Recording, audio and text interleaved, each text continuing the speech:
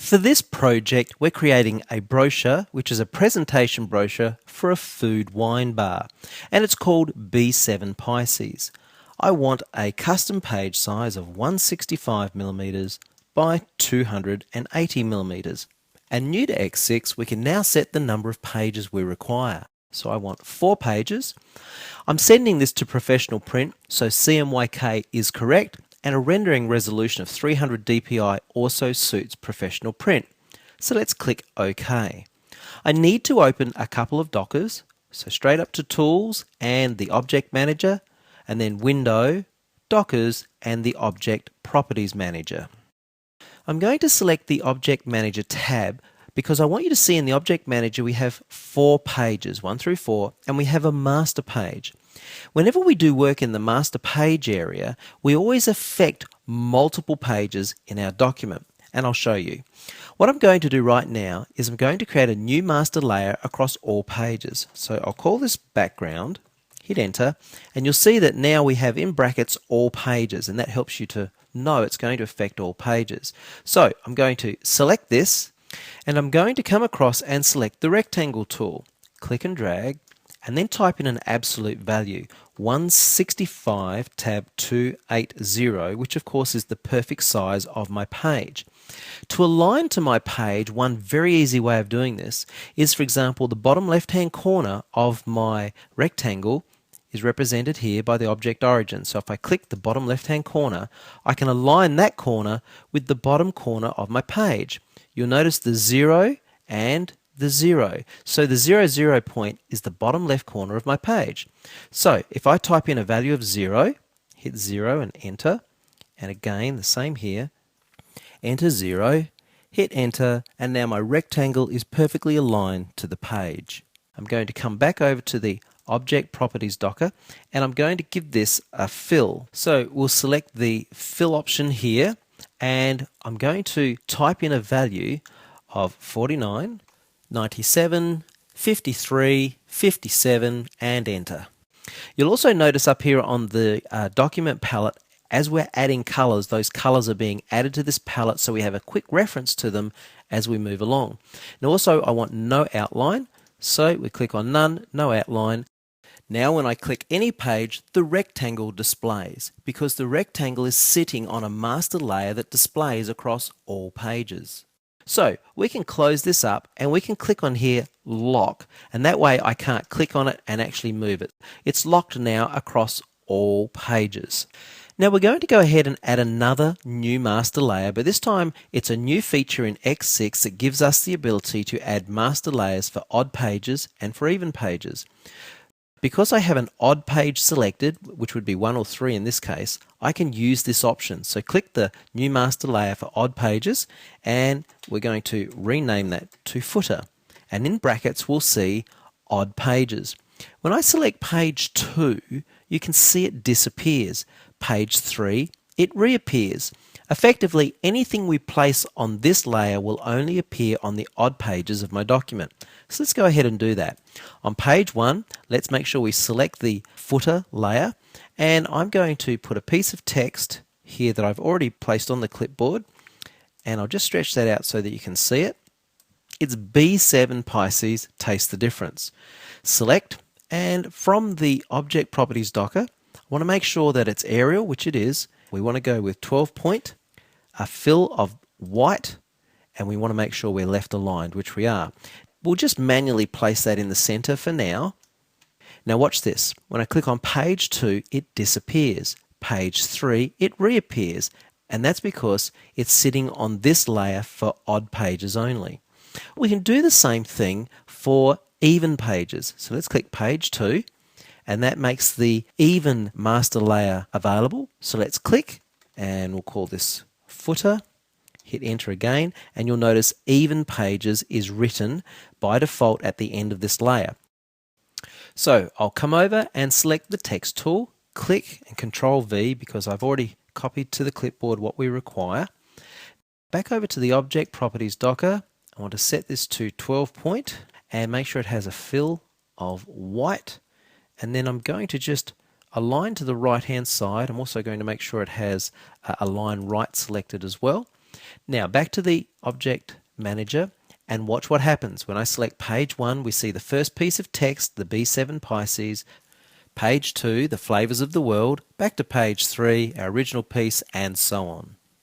Well, finally, I'm just going to add some page numbers before we move on to some images. So up to Layout and come down a little to Insert Page Number. There are a few options. On Active Layer means that we can choose whatever layer we want for the number to appear on. If I were to choose, for example, Layer 1 on page 4, then the number would only appear on page 4 in that layer, not on other pages. We're going to choose on all pages. And by default, that creates a brand new master layer. So I'm just going to rename that to number so that we remember what it is. And I'm going to make a few adjustments. In fact, let's zoom in for a closer look. What I want to do is place this over on the right hand side, go to the Object Properties docker and make a few changes. I want this to be 72 point and I want to fill it with an unusual color, which is a custom color. So we need to click More. That'll bring up the color dialog for us. Then I'm going to click Models and manually type in what it is that we want, which will be 40, tab 95, tab 44, tab 20. Then click OK, and I'll just move this over a little bit. And you can see the number on all pages with that new formatting. However, I don't want the number to appear on page 1. So what we do is come up to Layout, Page Number Settings, and we have a few options. For example, right now we're starting on number 1 at page 1. If I change this to start on the number 2 on page 2, and by the way, there are a number of styles you can go with, Roman numerals, letters, etc., etc. Of course, I just want numbers. So if I click OK, it disappears. And what we have is starting on page 2, number 2, and we have all of our numbers. Well, certainly adding numbers is very easy. One thing we're going to need for the rest of our project is found under Layout and the Layout toolbar. So I'm going to leave that there and we'll use that from time to time.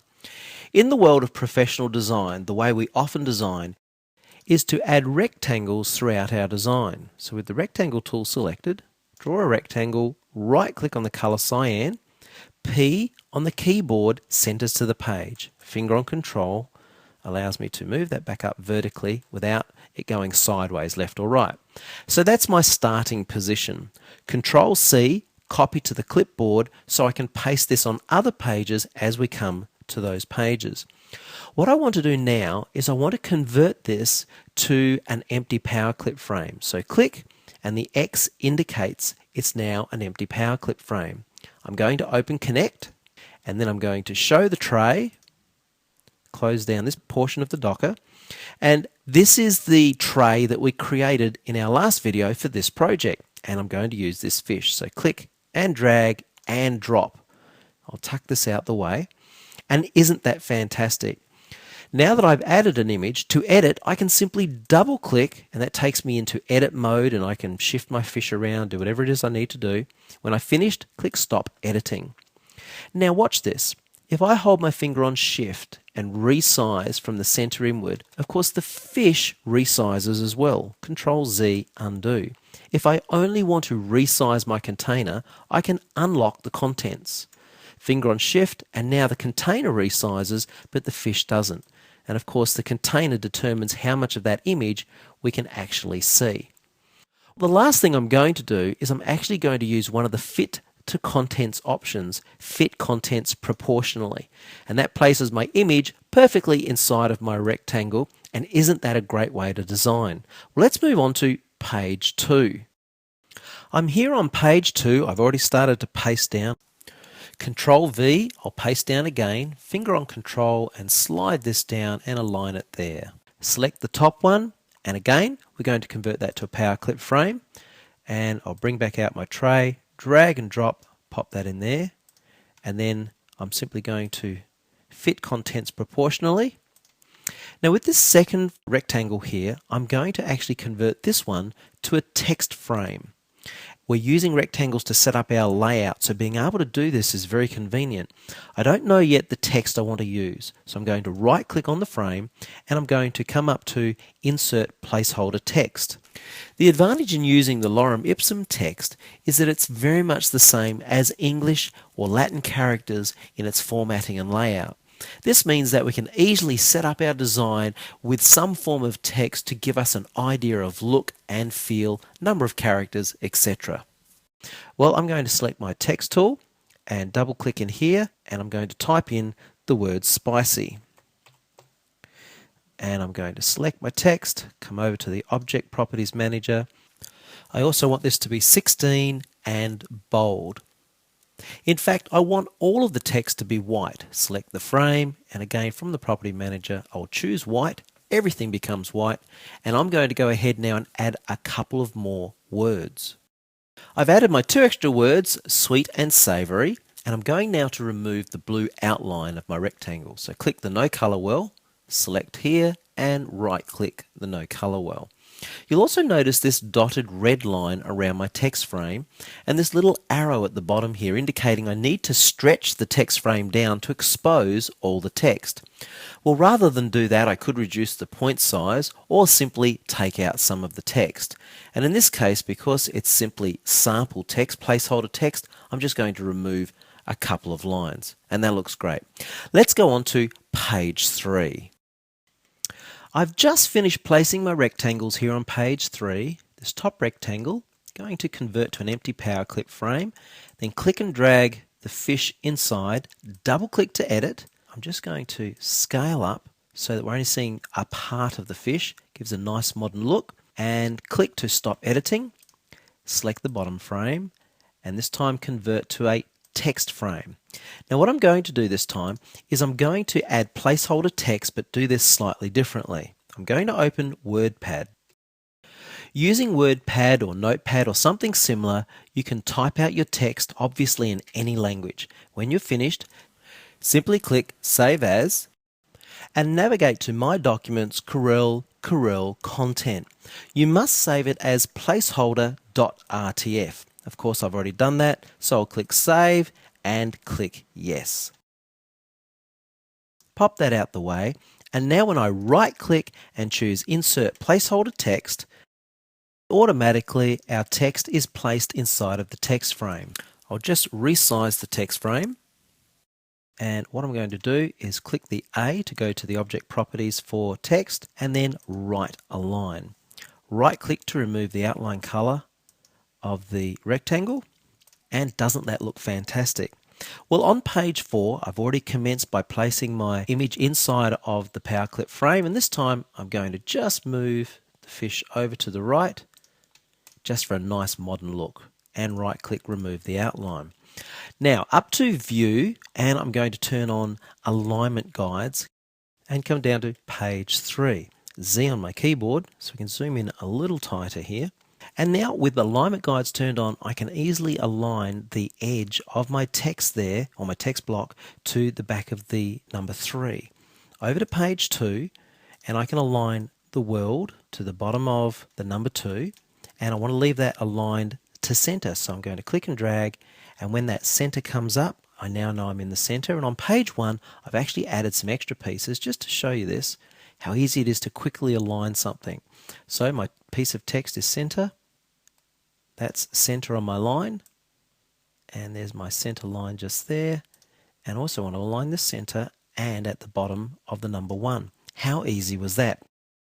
The last area I want to look at are the text frames on page 2 and 3. Let's quickly zoom into here. I'm going to come up to View and turn on under Grid the baseline grid.